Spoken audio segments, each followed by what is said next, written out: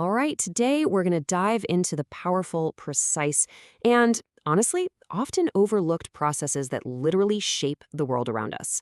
We're talking about metal punching and notching. Yeah, from the car you're driving to the building you work in, these techniques are absolutely everywhere. So, have you ever looked at a thick sheet of steel and wondered, how in the world do they get those perfect holes and clean corners in there? It's not done with lasers melting everything or messy drilling. The answer is this kind of mechanical marvel, and that's exactly what we're going to break down today. Okay, so first things first, let's break down the two fundamental concepts. It's a really simple action at its core, but believe me, it is the driving force behind some incredibly complex parts. At its heart, metal punching is ridiculously simple. I want you to think of a heavy-duty office hole puncher, but instead of a piece of paper, it's a slab of steel. A super powerful punch just presses the metal against a die in one single, swift stroke, and bam, you've got a clean hole. It's all about pure mechanical force.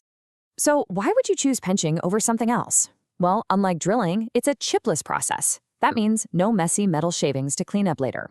And unlike laser cutting, there's zero heat involved, so you don't alter the metal's properties or risk it getting all warped and distorted. For making a ton of identical shapes, it's just plain faster and cheaper. Right, so if punching makes holes inside the metal, notching is all about shaping the edges. It's the process of just taking out a section from a corner or an edge. And this is absolutely critical for prepping a flat sheet of metal that's going to get folded into something like a box or a frame. It's all about creating that perfect template before you assemble anything.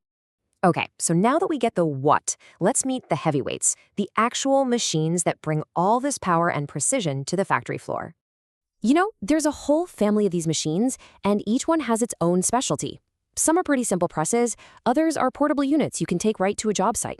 But the real game changers? Oh, they're the multi-talented, computer-controlled powerhouses. Now, this machine right here, the CNC turret punch, was a total game changer. Adding computer control, that's the CNC part, gave manufacturers this incredible new level of precision and speed. The machine can automatically rotate through a turret of different punch tools and just follow a digital design from a CAD file. This is exactly how you get those complex ventilation patterns on electronics, punched perfectly, thousands of times in a row. Now, if the CNC turret punch is the high-tech specialist, then the ironworker, well, that's the ultimate generalist. It's like the Swiss Army knife for a metal fabrication shop. It packs an unbelievable amount of functionality into one single machine. And I'm not kidding about the Swiss Army knife part. An ironworker is so much more than just a punch. It has separate stations for notching and for shearing all different shapes of steel, like angle, flat, and round stock. It is a compact powerhouse that saves a ton of floor space and time. It basically combines a whole workshop into one unit. While that ironworker is incredibly versatile, sometimes you just need a dedicated tool for the job. Specialized notching machines offer just incredible precision. You've got hydraulic models that can cut a whole range of angles, while these super durable corner notchers are the workhorses for creating perfect corners on things like frames and plates, day in and day out.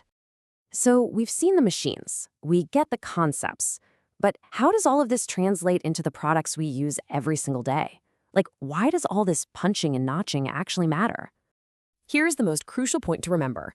Punching and notching are foundational. They are the essential preparation steps. You can't bend a box, or weld a frame, or assemble a complex enclosure until you've first created the precise holes and notches. It's step one in a long manufacturing chain. And its impact is, well, it's everywhere. From the structural steel in high-rises to the elevators we ride in every day. From the high-voltage switchgear that powers our cities to countless components inside our cars. All of these industries rely on these fundamental processes to build their core products. Let's get really specific for a second.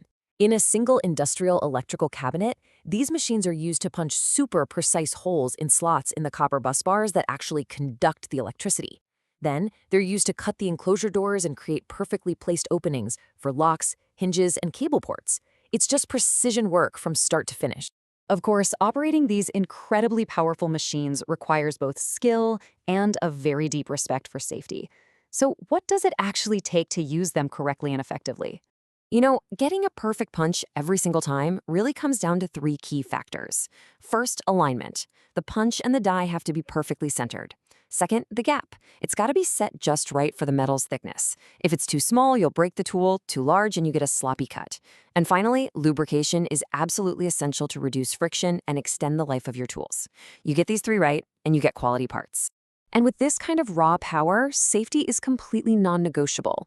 Modern machines are packed with safety features like guards and two-hand operation systems to keep the operator's hands clear of the action. But nothing, absolutely nothing, replaces proper training and the consistent use of personal protective equipment. So this brings us to a really critical business question. If a company needs parts made, do they invest in one of these machines themselves, or do they just hire an external service to do the work for them? It really all comes down to volume. For small batches, or maybe some one-off jobs, outsourcing just makes sense. You avoid that huge initial cost and all the maintenance headaches.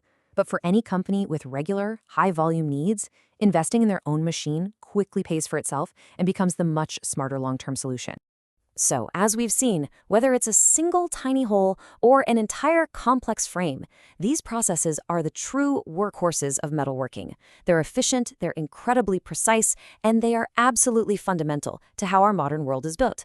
When you put it all together, the value becomes crystal clear. These machines deliver a powerful combo of benefits for any manufacturer. They boost productivity by working fast, they improve the accuracy of the final product, and ultimately, they lower the cost of production. It's a win-win-win. And that leaves us with one final thought. We've pretty much mastered punching and notching steel, copper, and aluminum. But as we move toward new alloys, composites, and even more intricate designs, how will these fundamentally simple, powerful machines have to evolve to meet that challenge? That's a big question for the future of manufacturing.